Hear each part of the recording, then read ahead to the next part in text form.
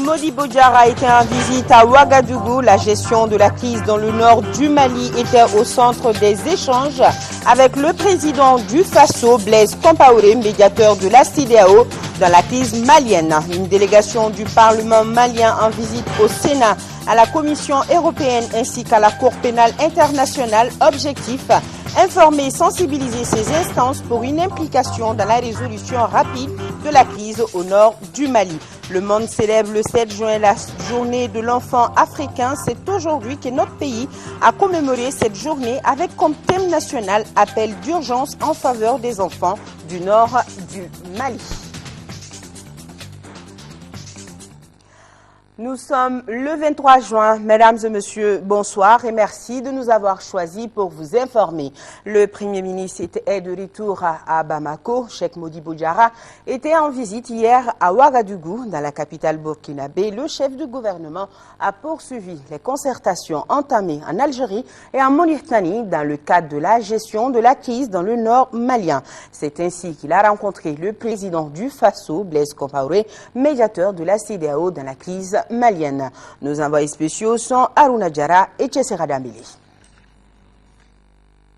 C'est aux environs de 15 heures que le Premier ministre a atterri à l'aéroport de Ouagadougou, accompagné notamment du ministre d'État en charge des Affaires étrangères et du ministre en charge de la communication, porte-parole du gouvernement. Un voyage programmé et qui est la suite de la tournée du Premier ministre en France et dans 2 des 3 pays du champ, à savoir l'Algérie et la Mauritanie.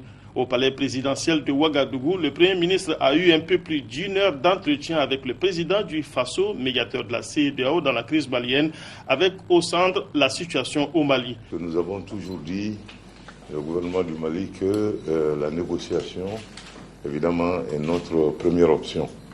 Et nous n'avons ni peur de négocier, ni honte de négocier. Parce que nous avons affaire à des compatriotes maliens. Et nous avons dit en son temps que nous ne voulions pas nécessairement la guerre qui fait des orphelins et des veuves et qui transforme nos campagnes, n'est-ce pas, en place de désolation, mais que si la négociation n'était pas possible, que nous étions prêts, n'est-ce pas, à devenir amoureux de la guerre qui mettait fin à la guerre, de la guerre qui allait ouvrir, n'est-ce pas, les portes de la paix.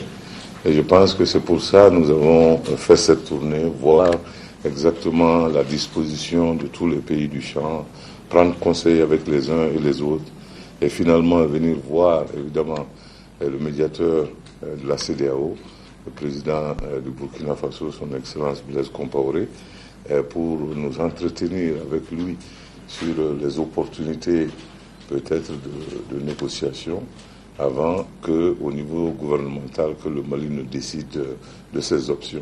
Et c'est pour cela que nous sommes là. Face à la presse, il a été question du bon moral du président par intérim, le professeur Dioncounda Traoré, qui continue sa convalescence en France. Occasion également d'évoquer la question des réfugiés maliens qui sont des milliers dans les pays voisins, y compris le Burkina Faso. Nous avons aussi remercié les pays amis qui ont accueilli nos compatriotes pour leur expression de solidarité. Et nous les en remercions, mais nous faisons tout pour mettre fin au calvaire de nos compatriotes qui vivent en dehors de chez eux, qui sont les réfugiés, mais également les compatriotes qui sont déplacés à l'intérieur du pays. Nous pensons à tous, nous ne les abandonnerons jamais. Comme annoncé lors du dernier Conseil des ministres et ici à Ouagadougou, le Niger est la prochaine étape des concertations entamées dans le cadre d'une recherche d'une solution au problème du nord du Mali. Nous allons justement rester au Burkina Faso avec la célébration de la journée mondiale des réfugiés. Une famille déchirée par la guerre, c'est déjà trop. C'était le thème. Donc au Burkina Faso, l'événement a réuni autour de nos compatriotes réfugiés les autorités burkinabées et maliennes sur le site de Mantao dans le grand nord du pays. Notre envoyé spécial, Lamine Tchekoura Koulibaly, nous en parle. Nous sommes dans la région du Sahel, une des 13 régions administratives que compte le Burkina Faso. Elle fait frontière avec les régions de Tombouctou et de Gao sur plus de 1000 km. Ceci explique pourquoi les réfugiés maliens installés au Burkina Faso viennent majoritairement de ces 2 régions. C'est sur le site de Mentao, à Djibo, commune située dans la province du Soum, que le Burkina Faso a célébré le 20 juin dernier la 12e édition de la Journée mondiale des réfugiés. Nous avons commencé à recevoir les réfugiés maliens depuis le mois de février. Le pic s'est trouvé entre mars et avril. À ce jour, on est entre 30 et 50 jours, pendant qu'au mois d'avril et de mars, on était à 1000 et quelques par jour. Dans la région du Sahel, vous avez combien de réfugiés? Actuellement, il y en a 64 865. Comme j'ai vu des maisons où les propriétaires ont quitté pour céder la place à ceux qui viennent d'arriver. Les réfugiés souhaitent avoir un meilleur accès à l'eau potable, à la santé et à l'éducation. Ils demandent par ailleurs au HCR de recenser les nouveaux arrivants pour leur prise en charge. Ils s'estiment cependant heureux dans le pays d'accueil. Certes, nous avons été contraints d'abandonner notre cher pays, mais nous ne sommes pas orphelins. Et nous nous sentons bien au Burkina Faso, comme dans notre propre pays avant le début de la crise. Au nom du gouvernement et du peuple malien, la délégation a félicité les Burkinabés pour les actions menées en faveur de nos compatriotes déplacés. Les ministres ont aussi rassuré les réfugiés. Nous les avons rassurés en leur disant que la priorité du gouvernement malien aujourd'hui, c'est la paix. Le Burkina Faso, qui est également médiateur dans la crise malienne, sera toujours aux côtés du Mali, réaffirme-t-on solennellement ici. Il entend honorer ses engagements internationaux. Ce déplacement que vous avez effectué montre à quel point le gouvernement du Mali a pris la mesure des enjeux. Et le gouvernement a voulu, par votre présence, manifester sa solidarité aux efforts que le gouvernement burkinabé déploie pour créer de bonnes conditions d'accueil à nos frères et sœurs qui sont venus du Mali. Les officiels ont procédé ensuite à une remise symbolique de vivres aux réfugiés. Visiter les stands, ce forage et le marché des bétail à Djibo. Ici, éleveurs burkinabés, nigériens et maliens travaillent en bonne intelligence. Les femmes ne baissent pas les bras face à la crise que traverse notre pays. Elles montent encore une fois au créneau. Elles sont en conclave au centre Awa Keïta.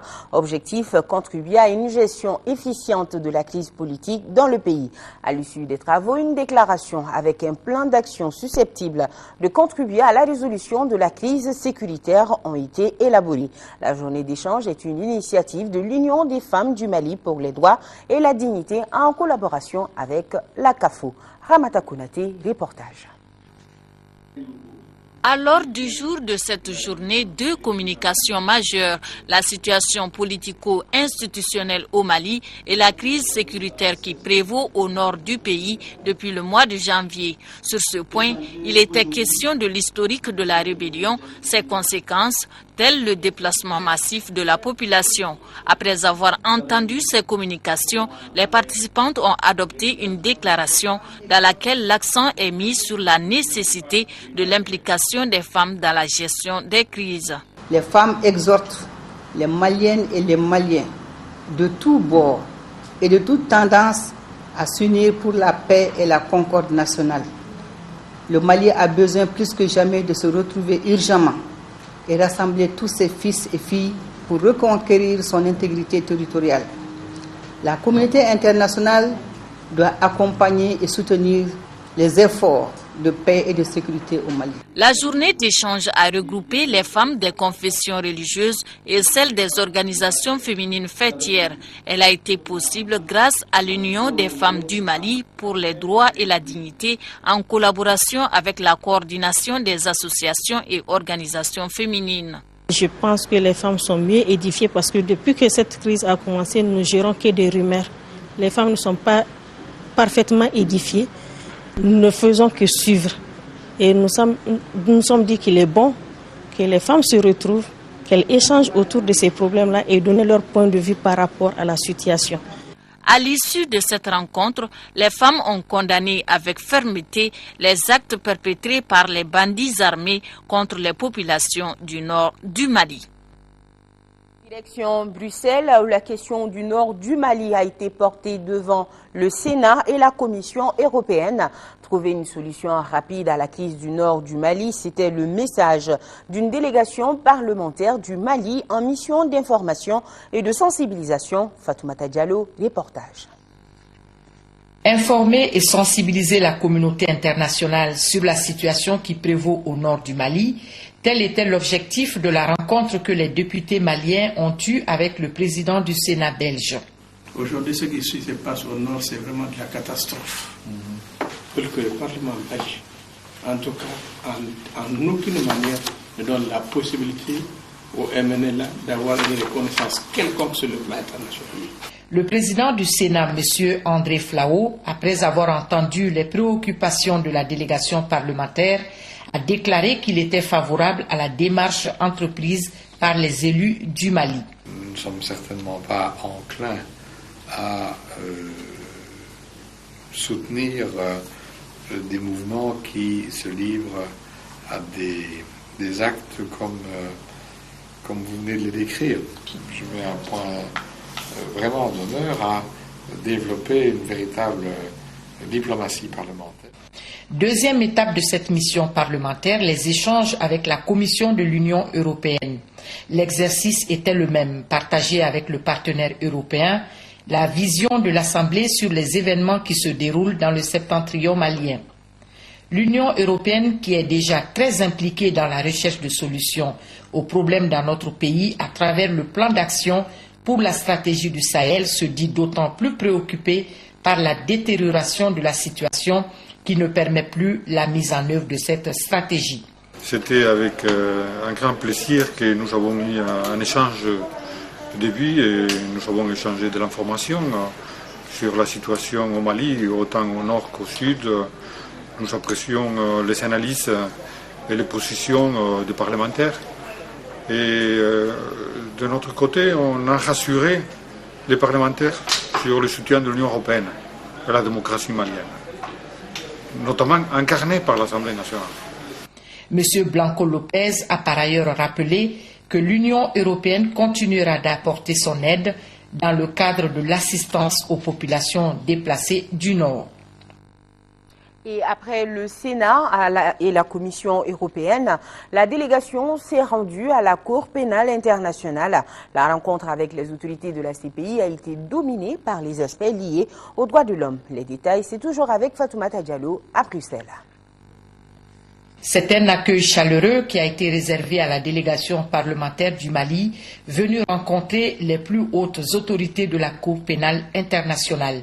Un accueil à la hauteur de la qualité des relations qui existent entre le Mali et cette institution dont la mission est de juger les auteurs des crimes les plus graves qui touchent l'ensemble de la communauté internationale. Et moi, je pense qu'on est dans notre rôle en tant que parlementaire.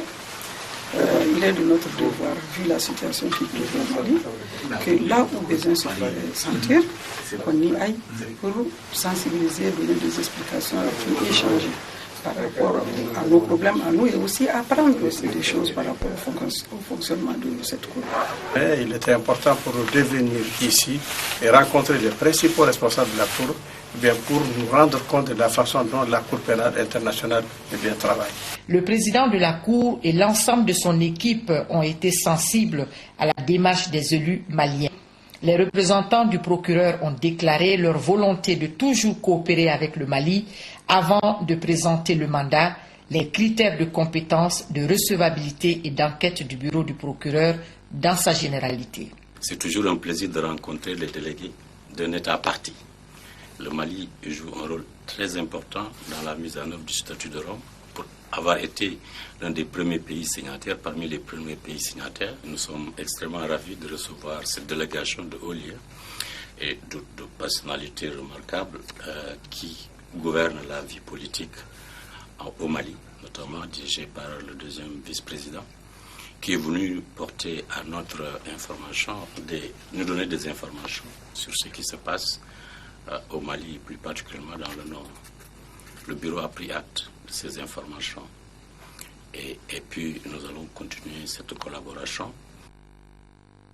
Et toujours dans le même chapitre, le nord du Mali, la célébration de la journée de l'enfant africain a retenu comme thème national appel d'urgence en faveur des enfants du Nord. Célébrée le 16 juin, cette journée décalée a été présidée aujourd'hui par le ministre de la Famille, de la Promotion de la Femme et de l'Enfant. Daouda Sidiki Diarra, compte rendu.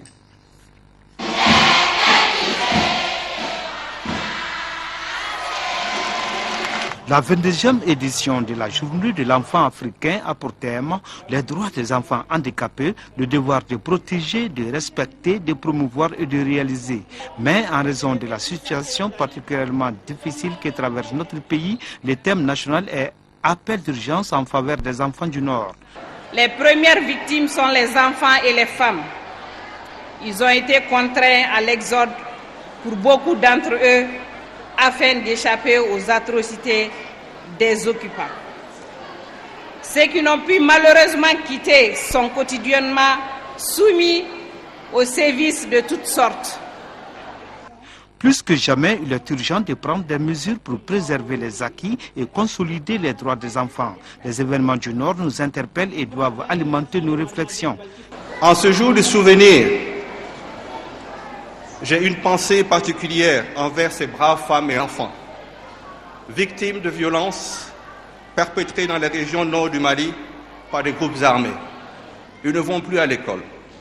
Ils n'ont plus l'opportunité de jouer et de s'épanouir. Ils n'ont pas accès aux soins de santé de base et sont de plus en plus malnutris. Il s'agira de s'investir en vue de susciter l'intérêt de tous en faveur d'une mobilisation générale susceptible de bâtir et de garantir un environnement protégeant mieux les enfants de notre pays, d'où ces cris de cœur du Parlement des enfants. Nous, enfants d'un Mali uni et indivisible, riche de sa diversité ethnique, culturelle et linguistique, lançons un vibrant cri de cœur tant aux groupes armés qu'aux autorités maliennes de placer au cœur de leurs préoccupations notre avenir. À travers certaines actions, le gouvernement du Mali entend accroître son niveau d'intervention en matière de protection des enfants, entre autres. La régularisation de la situation scolaire des enfants, les soins de santé, la mise à disposition de produits alimentaires, aussi bien pour les déplacés que ceux qui sont restés sur place. L'un des temps forts de la cérémonie a été la remise symbolique de moustiquaires, de savons et de produits alimentaires financés suite à une collecte de fonds d'enfants du Sud en faveur des enfants du Nord. Quelques enfants de Bagneda ont également collecté des fonds qui ont servi à payer des médicaments pour soigner leurs camarades du Nord.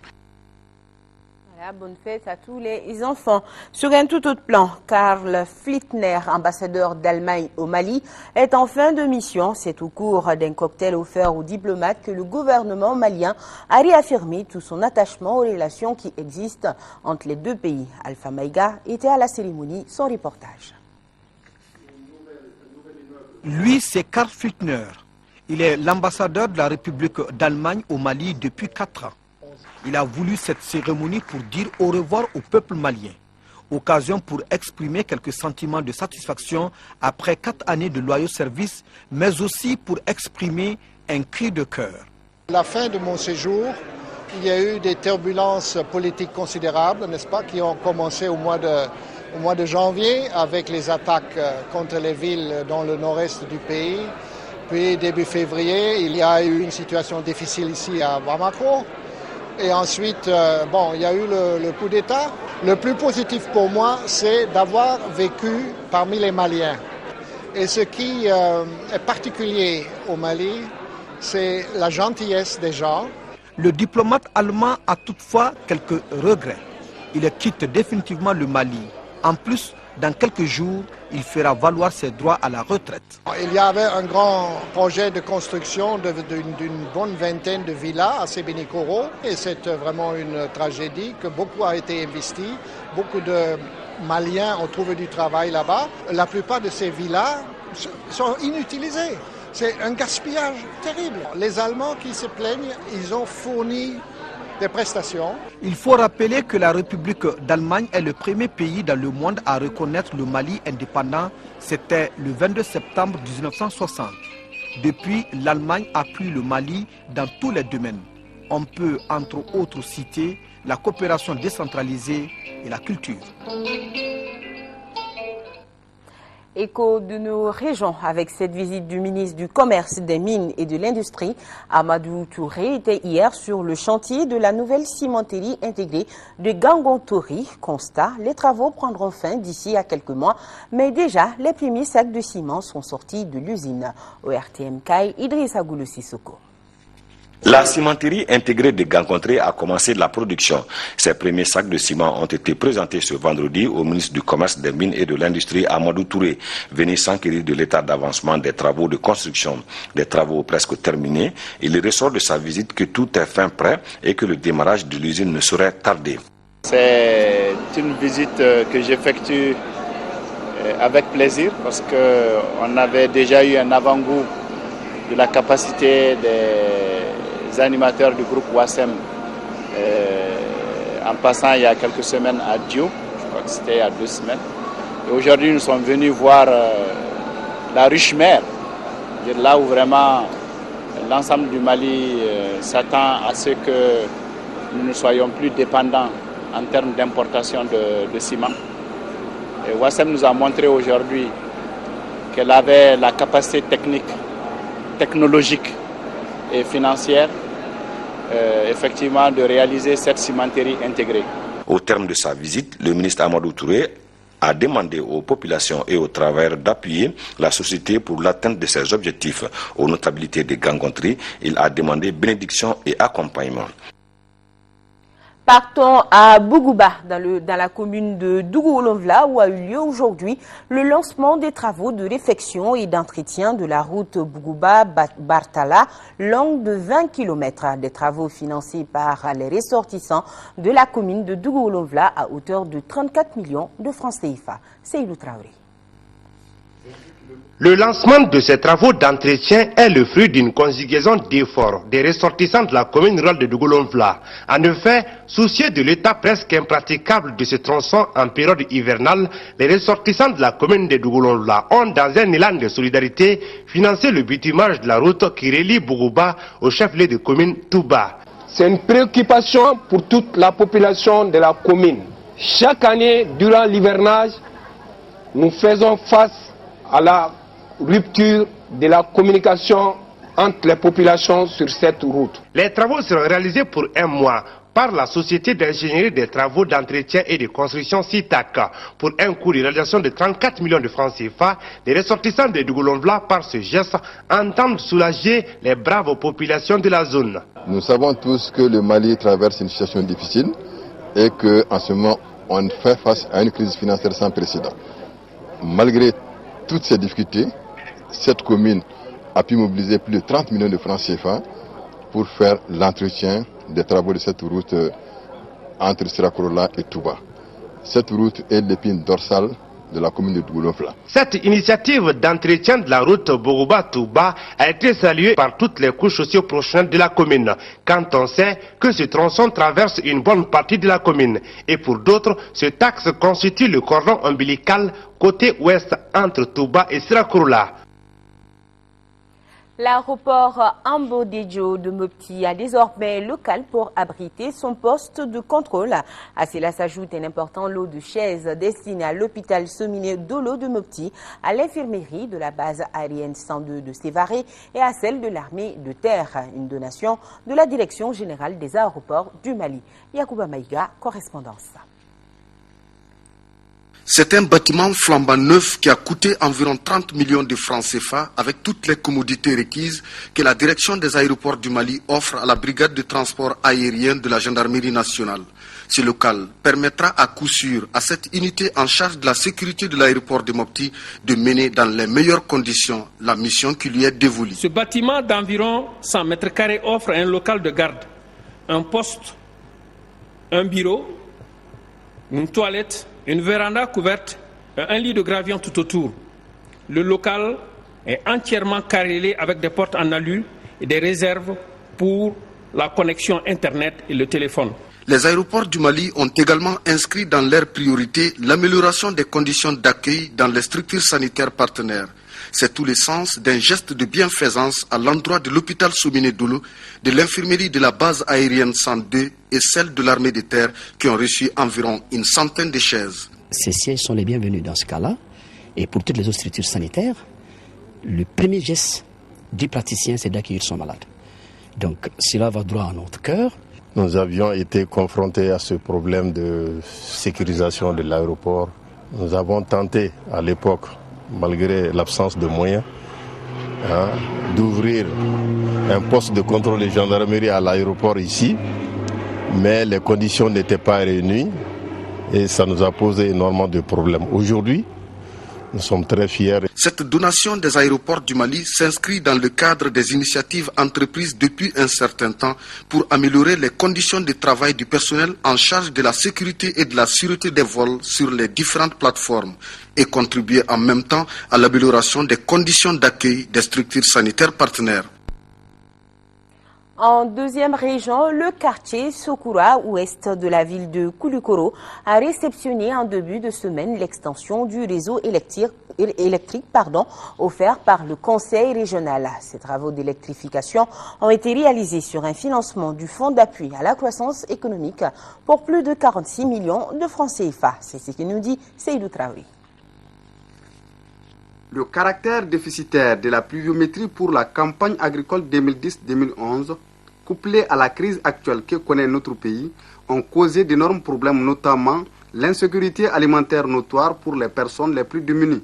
C'est face à cette situation que la mairie de la commune rurale de Sadiola, en collaboration avec la CEMOS SA, vient d'offrir une importante quantité de céréales à ces laborieuses populations en ce début d'hivernage. Pour l'exécution de ce travail, un comité de pilotage composé des représentants de la mairie, de la CEMOS SA, des services techniques et toutes les sensibilités a été mis en place à cet effort pour assurer une gestion transparente et participative de ce fonds. La contribution que nous avons ajoutée à la contribution de la commune a été déjà mentionnée par le maire. Cela va en droite ligne de nos actions, nos contributions envers les communautés pour leur développement durable. Et cette contribution de 23 millions, comme mentionné dans le discours du maire, a été aussi la même contribution que CEMOS a ajoutée pour pouvoir payer suffisamment de céréales. Ce don de céréales d'une valeur de 46 millions de francs CFA est composé de 100 tonnes de riz, 50 tonnes de maïs qui seront distribués aux 46 villages et hameaux de la commune rurale de Sadiola. Monsieur le directeur général de la CEMOS SA, il y a un adage de chez nous qui dit que c'est dans l'épreuve qu'on reconnaît ses amis. Car depuis votre nomination à la tête de la CEMOS, vous avez placé le bien-être des populations de la mine au centre de vos préoccupations. Grâce à cette aide alimentaire, les populations aborderont la campagne agricole 2012-2013 avec sérénité et enthousiasme. Toutes nos excuses, erreur de calibrage, c'était plutôt l'aide alimentaire d'urgence dans la commune de Sadiola. Une opération qui a été lancée hier. 150 tonnes de riz et de maïs vont être distribuées aux 46 villages et hameaux de la commune. Coût de l'opération, 46 millions de francs CFA, financé donc par le conseil communal et la société d'exploitation de la mine d'or de Sadiola CEMOS. Et le reportage était signé plutôt Mamadou Aliou Barry. Et nous repartons en deuxième région. Le quartier Sokura Ouest de la ville de Koulikoro a réceptionné en début de semaine l'extension du réseau électrique offert par le conseil régional. Ces travaux d'électrification ont été réalisés sur un financement du Fonds d'appui à la croissance économique pour plus de 46 millions de francs CFA. Seydou Traoré, compte rendu. Le quartier Sokura Ouest de Dioïla est désormais alimenté en électricité par un transformateur de 100 kVA. Cette extension est une initiative du Conseil régional de Koulikoro sur le fonds d'appui à la croissance économique à hauteur de 46 101 040 francs CFA. Avec cet investissement, le Conseil régional de Koulikoro entend améliorer les conditions de vie des populations. L'électricité n'est pas un luxe, mais c'est un bien nécessaire pour les populations. Ça fait 228 logements, ce quartier. Donc, de 92 à aujourd'hui, ils sont dans le noir.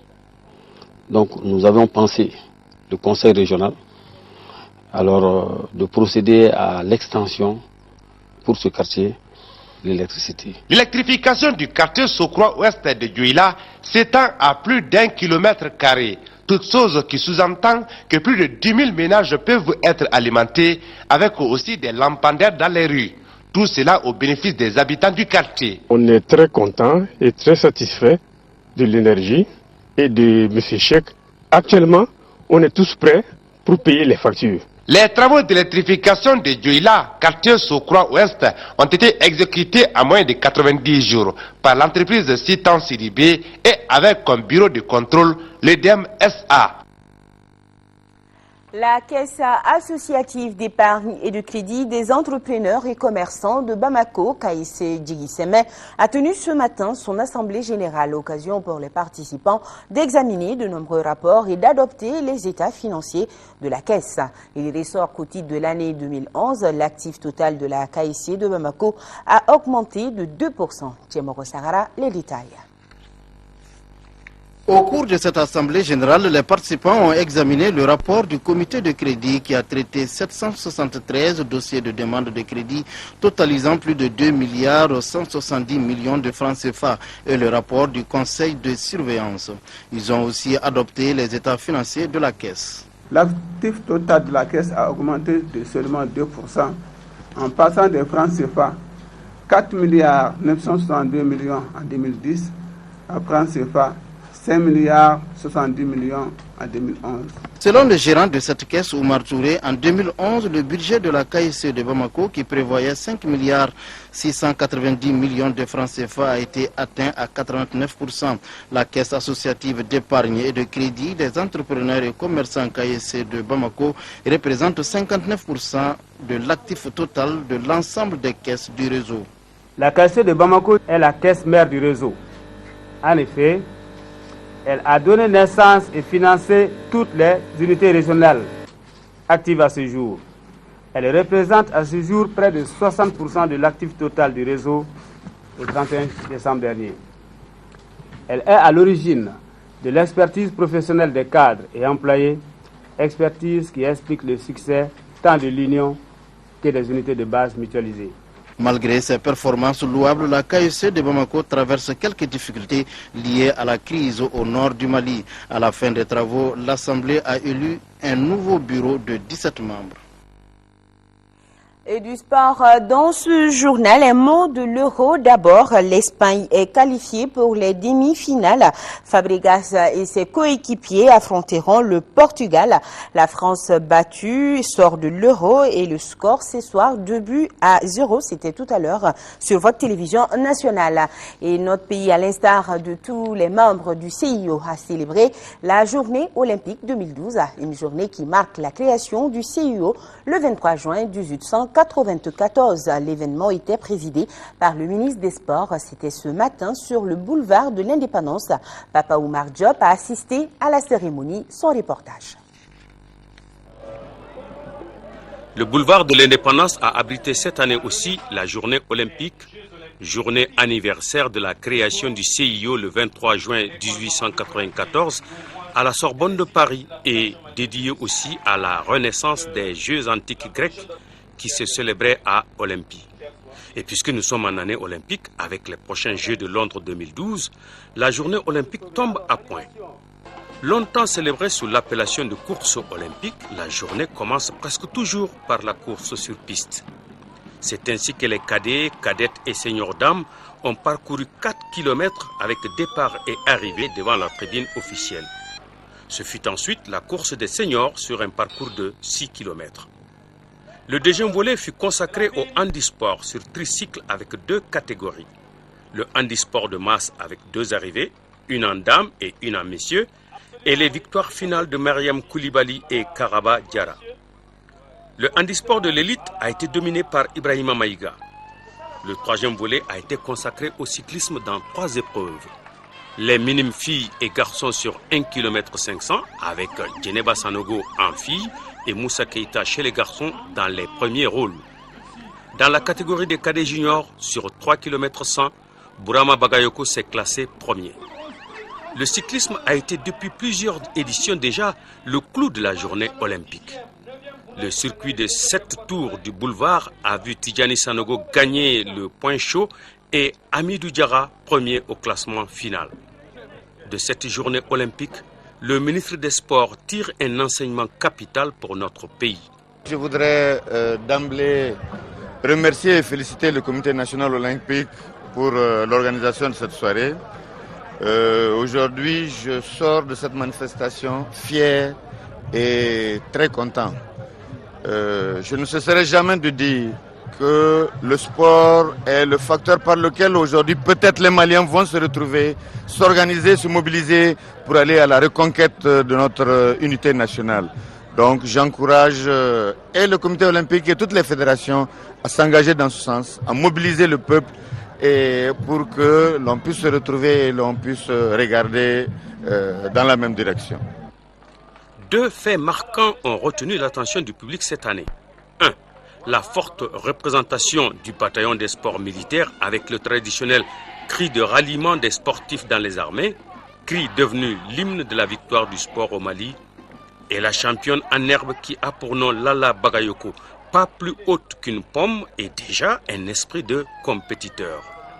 En attendant de vraies performances dans l'avenir, elle fut la vedette de la journée olympique 2012. Voilà, une très belle matinée sportive. Point final à ce journal. Les nouvelles du temps, c'est dans une poignée de minutes avec Rachel Tessougué. Soirée du cinéma avec au programme La Concession, d'où numéro 4. Et puis un long métrage intitulé Meurtre à l'anglaise, l'homme du passé. Et demain 13h, Aïssata Ibrahim Maïga, tout le plaisir sera pour moi de vous retrouver pour la grande édition du soir. Grand merci à vous qui nous suivez de la France, mais aussi à nos téléspectateurs des régions du nord du Mali vivant sous occupation. Nous sommes de cœur et d'action avec vous. On ne vous oublie pas. Bonne suite de programmes sur le RTM. Bonsoir à tous.